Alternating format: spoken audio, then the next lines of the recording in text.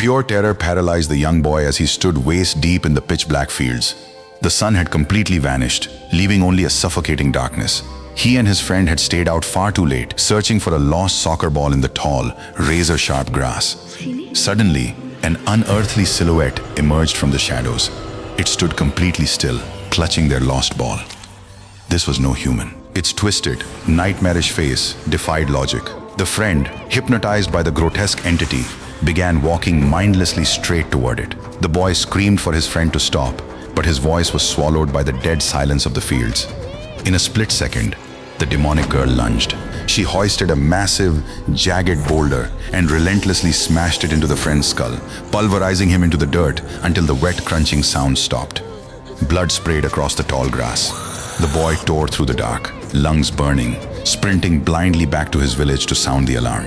When the frantic mob swarmed the fields with torches, the monster was gone. All they found was a mutilated corpse dumped near the riverbank. The next morning, the dead boy's father stormed through the village, consumed by grief and rage, accusing the surviving boy of fabricating this ghost story to cover up a murder.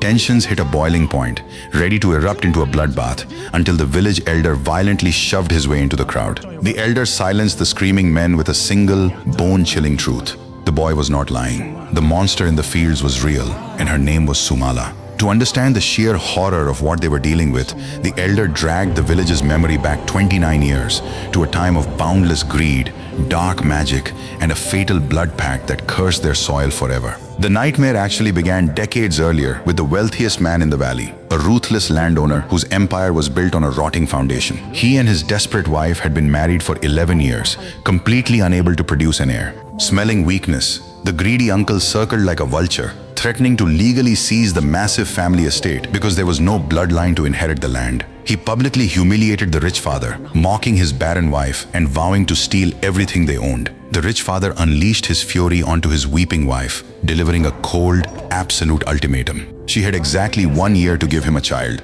or he would throw her into the streets and find a new bride. Pure desperation drove the mother to the darkest corners of the forbidden woods. She abandoned her faith and sought out a legendary swamp witch, whispered to command the forces of hell. Deep inside a foul-smelling, bone-rattling hut, the witch offered a sinister bargain. She would grant the mother a child, but only by forging a blood pact with the devil himself. The twisted catch was horrific. The mother would give birth to twins. One would be a beautiful, human child. The other would be the devil's spawn, a grotesque, horrifying monster. The witch delivered an absolute, unbreakable rule. The mother had to love and protect both children equally for 10 years. If she showed even a fraction of disgust toward the demonic child, the devil would unleash absolute slaughter upon her entire bloodline. Terrified but blinded by her desperation to keep her wealth, the mother drank a boiling, pitch-black liquid forged from blood and dark magic. Her spine arched backward violently, bones popping as she convulsed on the wooden floor. Before the witch's eyes, the mother's stomach rapidly swelled. The demonic seed had been planted. 2 months later, crippling agony ripped through the mother's stomach.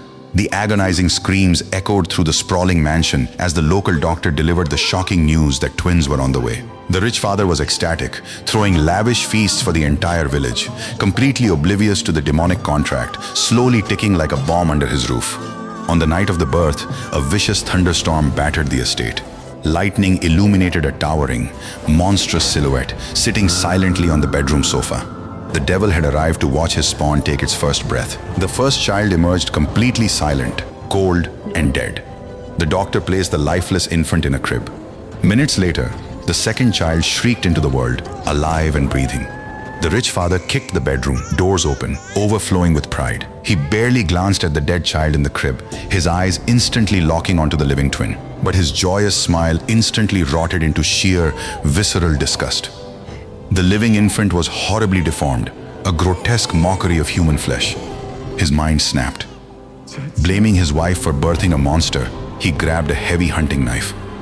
The mother screamed, paralyzed by the agonizing pain of childbirth, begging him to stop, knowing he was about to trigger the devil's wrath. Without a second thought, the rich father plunged the blade into the deformed infant, butchering it in its own crib.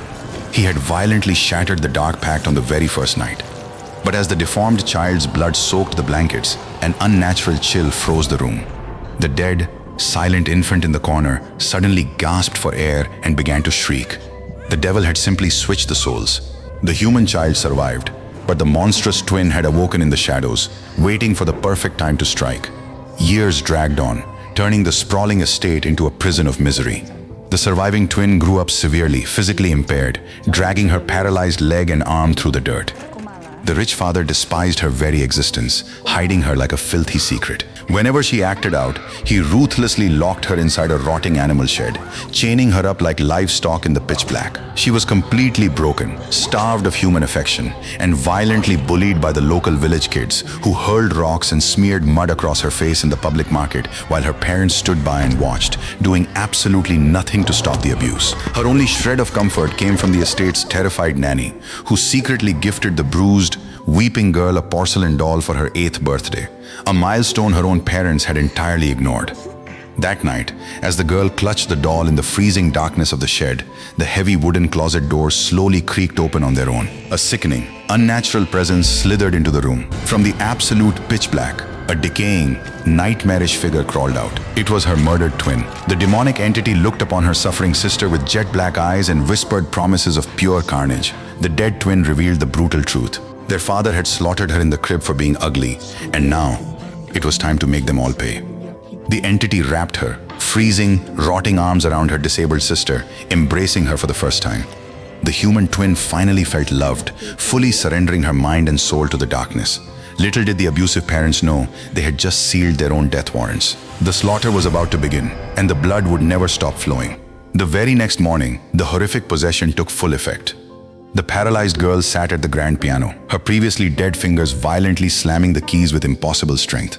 The rich father stormed into the room, furious at the noise, and slapped her viciously across the face. But this time, she did not cry. She slowly turned her head, flashing a menacing, predatory smile. Without warning, she stood straight up.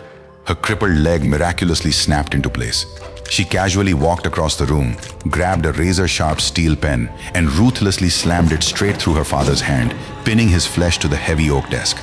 He screamed in pure agony, completely terrified by her sudden supernatural strength. Refusing to show weakness, he ripped the pen out, dragged her outside, and chained her to a massive wooden cross in the scorching sun. She begged her mother for help, but the mother coldly turned her back and walked away, letting her burn. That night at the dinner table, the demonic entity seized total control again. The girl leapt onto the dining table, squatting like a feral animal, and urinated directly onto the family's food. Driven completely insane, the father ordered the servant to drag her back to the filthy animal shed. But later that night, the mother glanced out the window and froze in pure terror. Down by the chicken coops, her daughter was crouched in the mud, savagely tearing into a live chicken with her bare teeth, raw blood pouring down her chin. The mother finally realized the devil had come to collect his debt. Panicked, she ran back to the dark swamp to beg the witch for a cure, only to find a rotting grave. The witch had been dead for a year. There was absolutely no escape. The rich father chained the possessed girl inside the darkest corner of the animal shed, padlocking the heavy iron door from the outside. But heavy chains mean absolutely nothing to the devil. The next day, the village bullies returned to the estate, taunting her through the wooden planks, laughing as they hurled mud. They thought she was helpless. They were dead wrong. As night fell, the heavy steel padlock violently snapped in half. The girl effortlessly ripped her limbs free from the thick ropes, her eyes rolling back into her skull. She cracked open a dusty chest, pulled out a massive, rusted hunting knife, and slipped into the shadows. Her first target was a teenager pulling water from the village well in the dead of night. He heard footsteps and spun around, laughing when he saw the crippled girl. He thought it was a joke. Suddenly, the demonic twin materialized right behind her, its horrifying face paralyzing the boy with pure terror. Before he could even scream, the blade tore through his stomach, completely disemboweling him. She violently shoved his bleeding corpse down the deep stone well. The massacre had just begun. 2 more bullies walked down the dirt road, completely unaware they were being hunted. High above them in the dense canopy, the girl waited in pure silence. Without warning, she dropped a colossal boulder straight down, crushing the first boy's skull into a pulp. The second boy froze in shock. In a split second, she dropped from the branches like a rabid animal, burying her rusted blade deep into his neck. By morning, the village was completely hysterical. Blood tainted the drinking water, and mutilated bodies littered the cornfields. The furious village mob grabbed their torches and marched straight toward the rich father's estate. The rich father finally discovered a massive hole punched straight through the thick brick wall of the shed. He knew exactly what was happening. Desperate, he abandoned his estate and sprinted to a dark magic shaman deep in the mountains. The shaman's eyes rolled back into his skull as he channeled the dark spirits, confirming the absolute worst. The murdered demonic twin was actively slaughtering everyone, and by midnight, she would consume her sister's soul forever. The shaman handed the father a heavily cursed black iron dagger. There was only one rule: plunge the blade directly into the demon's heart, killing both of his daughters instantly to stop the curse. Back at the sprawling estate, the massacre escalated into total chaos. The loyal servant woke up to the sound of shattering wood. He walked outside and instantly locked eyes with the possessed girl crouching in the tall grass. He turned and sprinted for his life toward the main house. He did not make it. A flying blade tore through the air, violently piercing his spine and pinning him to the wooden floorboards before she casually strolled up and slit his throat. Inside the mansion, the mother woke up to the chilling, off-key sound of the piano. She crept into the hallway and saw her daughter holding a blood-soaked butcher knife, flashing a dead, rotting smile. The mother scrambled backward, terrified, tripping over the servant's freshly decapitated corpse. She locked herself in the master bedroom, but the demon simply hacked the thick oak door to splinters. The entity dragged her out by her hair, slashing her legs so she could not run. The mother violently sobbed, begging for forgiveness, admitting she failed them.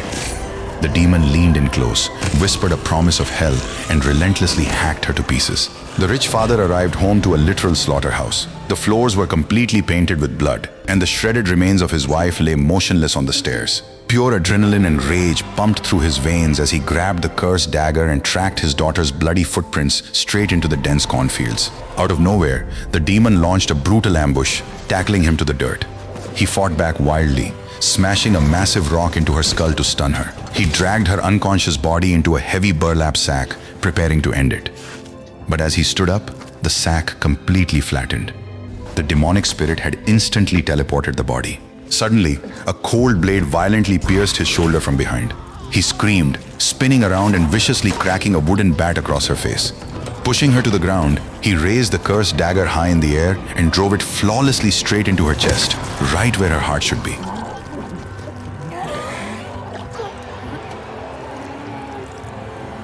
But the demon just laughed, a sickening, gurgling sound.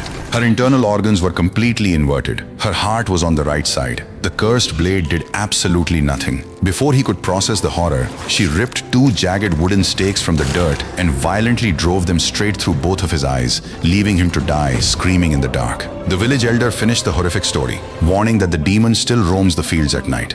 The surviving father from the beginning called it all complete nonsense and stormed out into the pitch-black night alone. Suddenly, he heard wet, crunching noises near a massive oak tree. He slowly raised his lantern, freezing in absolute terror as the demon crouched in the shadows, happily eating human flesh. And just like that, the nightmare ends. If you enjoyed this recap, hit that like button, subscribe, and I will see you in the next one.